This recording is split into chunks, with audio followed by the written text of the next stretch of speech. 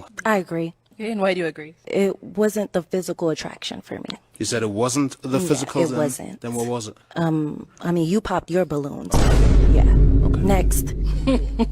I just think it's a humility thing. Kind of seem a little uptight when you get rejected, you know what I'm saying? But You see someone that's your type? No. All right, why not? I would say it's the attraction for me. Okay. it's okay. All right, so we do still have an unpopped balloon. Let's get your name and age. Emmanuel, I'm 30. And Emmanuel, you still got your balloon. What you feeling? I mean, I like her persona. It's cool, you know, a little feisty, but it's cool. Now, is Emmanuel someone that's your type? Emmanuel is cool. I would like to maybe get to know a little bit more. What's your religion? I'm a Christian. You have any kids? No kids. And then where you based? South Carolina. Okay, cool. Where do you base? I'm in Atlanta. Atlanta? Okay, Yeah. not too far. What do you see yourself in 5 years? I see myself settled in with a husband.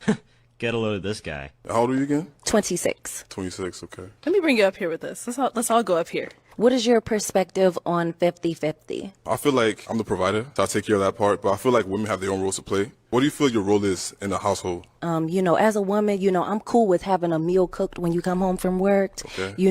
I can give my man a massage, have a nice bath running for him, Okay, is it a yes for you for her? I'll say no.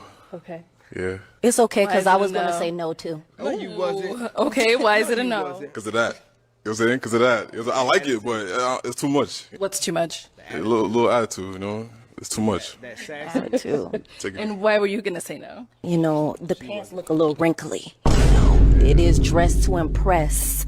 My mama would have told me to iron my pants. I feel it. Okay, that's cool. I like it. Hey, she don't represent South Carolina women at all. Like, South Carolina women don't move like that. Like, these are like Southern ladies. They don't have their toes hanging off the front of their shoes. They don't be having no stiff ass, look stinking ass wig, and they ain't got no sassy ass mouth. You know what I'm saying? With all the extra pooch in the front. This is not a representation of South Carolina women. So I don't know where she moved from, but she's not, homegrown. No. Just though. Thank you. Yeah, I think you're cool. And now, what are some things you look for in a man? I look for You gotta go. You ain't representing my state right. And them fake eyelashes, nah, sis. You ain't no South Carolina chick. I don't know where you came from. I don't know where you moved from. Baby, I made it! Wow. You don't get that ass of sin up off of me? It's 6 a.m. I don't know why she still think I'm horny. I'm on gummy. I done already put him to sleep. What time it is? You got a clock on? Man, the sun just came out when you tripping for it. Then she got the nerve to be in my face with that dickaholic breath.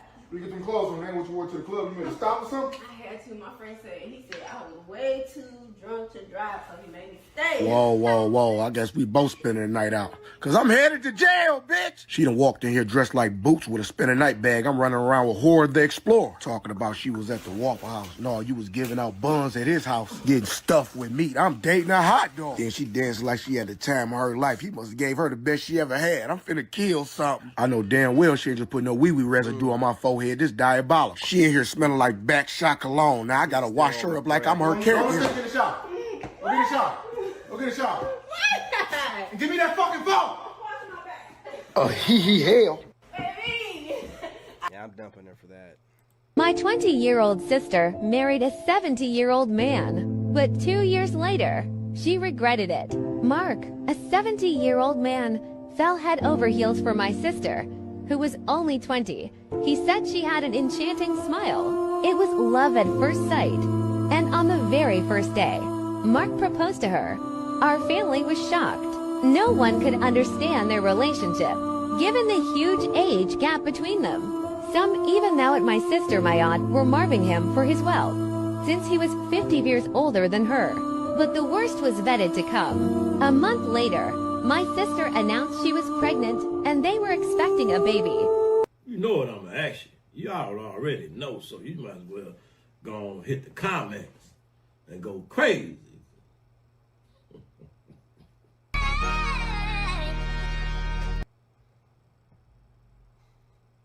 Yes, I think a man can be loved, and often men are loved if they do not have money or can't afford to be a provider.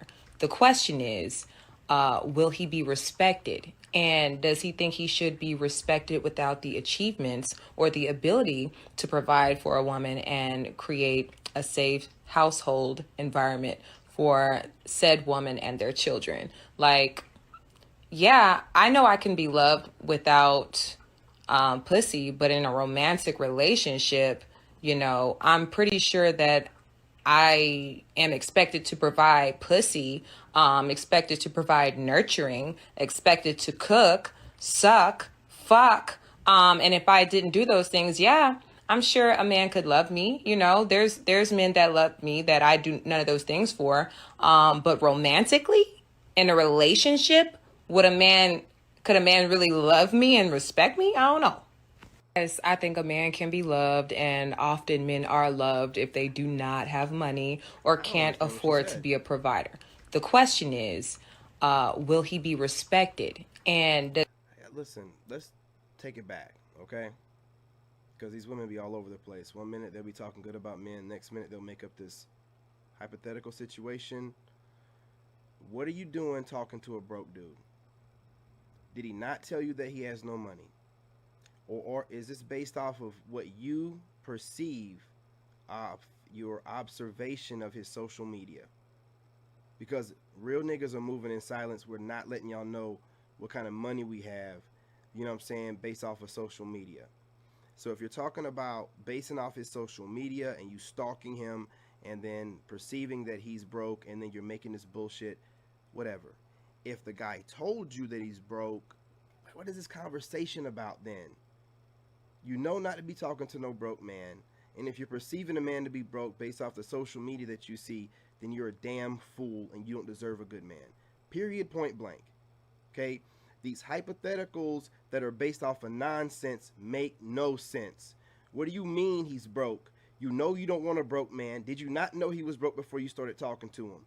Or is this not even a man that you're with? It's some proxy man that you're observing, stalking online, and you think that he's broke based off of whatever you see online, but you don't know nothing. I'm tired of y'all talking in stupid ass circles, babbling, man. I'm tired of it. 5 signs God is drawing you towards someone. Y'all ready? Let's get into it. Number 1, a strong, unexplainable attraction. Feeling a deep pull towards someone that goes beyond the physical. It's almost like you know them, but you don't. Number 2, constantly thinking of this person in a positive light. You know what gets me about a lot of stuff these women are saying online? I'm going to need for y'all to start being more specific. We want to know, are you talking about some guy that you're talking to? Or are you observing men that you like online and then you're making this shit? Because this shit is so vague. They could really be just observing a lot of men online and then making this crap off of it. We want to know, are you talking to someone and you're basing this off of that? Or are you observing men online and then you're just putting yourself in this proxy relationship? See, these women be doing a lot of weird ass shit, man. Shoot, even when you don't want to. A sense of excitement or anticipation about the future potential interactions. Number 3, shared values. A deep alignment in important beliefs, priorities, and aspirations with this person. Number 4, inner peace and confirmation. Feeling a sense of calm and reassurance when you're with this person. There's almost like a knowing that this connection is part of God's plan for you. Number 5, mutual respect and support. Despite the ups and downs, there is a level of respect for this person that remains. There's an emotional safety that you experience with them that is unexplainable and unmatched. 5 signs God is drawing. Okay. I mean, I'm all about, you know, your spiritual growth or whatever. But y'all women, you know, pick a side or make a couple different channels. We talking about dating here. We talking about God. You know, make a separate channel, man. And then you can just mix everything up, but at least you have a separate channel where it's like God on this and dating advice on that. You know what I mean? First of all, I wanted to show all my new pants. A lot of women know what to expect from a man, but when it hurts to know that that person is doing all these things that they know is crushing your heart, and you can't believe how somebody who used to love you so much is actually treating you this way. It feels unreal. And you're looking at that person like, damn, is this who I'm involved with for real? When did this happen? How did this happen? And you seriously don't have any answers because you've put your best into this person. You've put your best into this relationship. Yet still, they gave you their tail to kiss. And they can give you all kind of reasons why they did what they did, why they don't want to fix it. Oh, my favorite, how they're always going to blame you for everything. Things you said and did, even the things they said and did. Everything's your fault. And if they take accountability for anything, it'll be something small, real small. Or they'll say something like, well, if I hurt you in any way, I apologize. But it was only because you... That's exactly what my ex-wife said to me, man, when she ran away for like 30 days or 36 days and came back. And I told this person, I'm like, you broke my heart. And she says, I'm sorry for whatever I did that hurt you. That's when you know, man. That's when you're like, oh, shit. I'm dealing with a devil. Man, I ran so fast, man. I ran so fast. When you say that to somebody and they just heart, okay, bet. See ya. You know what I mean? Don't play with me. You did this, or I wouldn't have done this. Some people act like they're so allergic to any type of accountability. Whatever they do has to be your fault. Can't be just because they lack character, because they fell out of love maybe, or just didn't want to be in a relationship anymore. But they were too selfish. They were cowards. They didn't want you, but they didn't want to let you go. Because they don't want nobody else to have you in case things don't work out on the outside. Look, it's not just men, there are women doing the same thing. Yes. And it's not most men, and it's not most women. Because you don't know most men, and you don't know most women. This whole world, you hollering most men or most women. Could be most of the ones you chose. I love you, be well.